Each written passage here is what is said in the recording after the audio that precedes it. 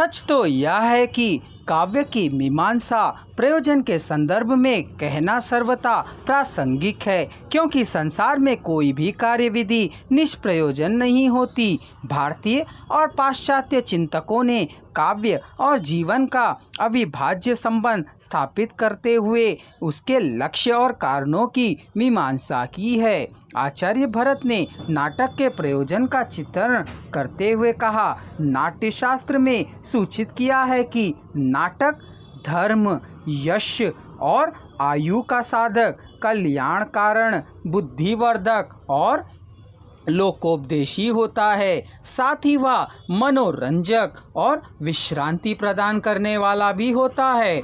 यह अवधारणा कालांतर में कविता के संदर्भ में पल्लवित हुई। जैसे भामा ने काव्य के प्रयोजन पर विचार करते हुए कुछ ऐसे तत्वों का उल्लेख किया जिनकी चर्चा हमें भरत के कथन में नहीं मिलती। देखें, धर्मात् काम मोक्षेषु वैक्षण्य कलासु च करोत् कीर्ति प्रीत च साधु काव्य निबंधनम। यहाँ अर्थ, धर्म, काम और मोक्ष जैसे पुरुषार्थों के अतिरिक्त काव्य की रचना कीर्ति और आनंद की उपलब्धि के लिए होती है। यह बताते हुए भामा ने आनंदोपलब्धि को काव्य का केंद्रीय प्रयोजन भी बतलाया है। कविता का उद्देश्य कीर्ति प्राप्त करना भी है, क्योंकि शरीर रूप कवियों के दिवंगत हो जाने पर उनकी रचनाएं जीवित रहती हैं।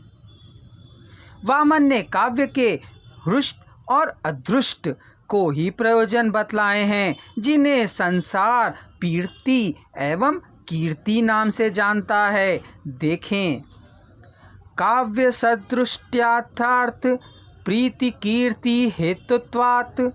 कविता आनंद और कीर्ति की संप्राप्ति कराती है। इसी बात को रुद्रट और कुंतक ने भी दोहराया है।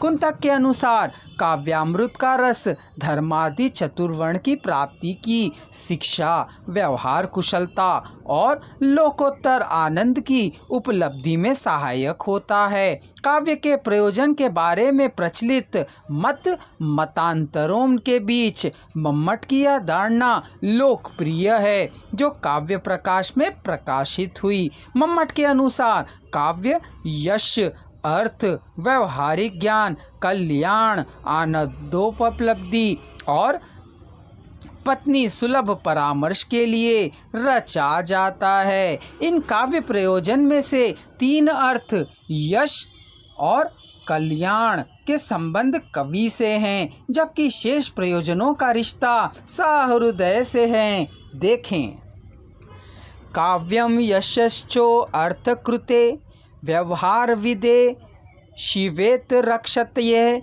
सघा परिनिवृत्त्यै कांता समित्युपदेश्याजे। एक बात सच है कि यश का ऊपरी तात्पर्य जो मात्र ख्याति पाना है, पर कविता की ख्याति अपने अपने एक अनिर्वचनीय सुख है। कई शताब्दियों के बाद भी कवि अपनी रचना के माध्यम से हमारे बीच अपनी रचनाओं के माध्यम से जीवित रहता है।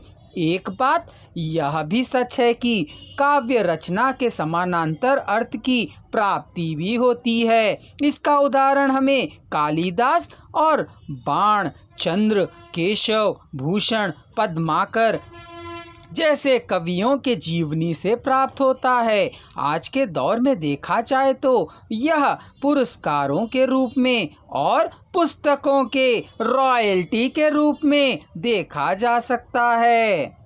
एक बात यह भी सच है कि सभी कवि धन के लोभ में ही काव्य सृजन नहीं करते। कुछ आत्मतृप्ति के लिए भी मात्र इनकी सृजना करते हैं। जैसे उदाहरण स्वरूप हम तुलसीदास जैसे भक्त कवियों के जीवन को देख सकते हैं, जो मात्र स्वांतः सुखाय हेतु कविता लिखा करते थे।